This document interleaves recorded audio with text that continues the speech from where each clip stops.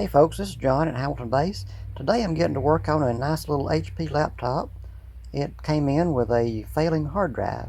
Hasn't completely failed yet, thankfully, and so we'll be able to recover all the data and copy everything over just like it is. What we're going to do is take the hard drive out, copy the data to an SSD, and put the SSD back in there.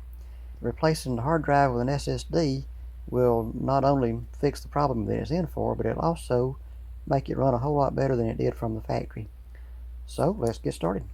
Start off by removing the battery, and HP is really bad about hiding screws behind the rubber feet. So let's take those off and see where the screws are. Yep, there's one. Two found, two to go. And there's number 3. And there's the 4th one. Come on, HP, y'all can do better than that. Everybody knows these things are held together by screws. There's no need to hide it. Okay, we got the lid off, and there is our failing hard drive.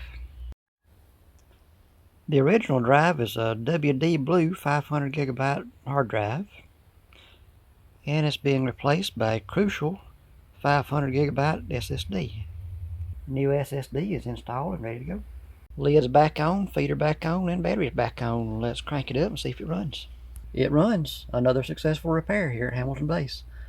If you need a hard drive replacement or just about any other kind of PC repair, give us a call here at 205-952-9884 or visit online at www.hamiltonbase.com. Thanks for watching. Have a great day.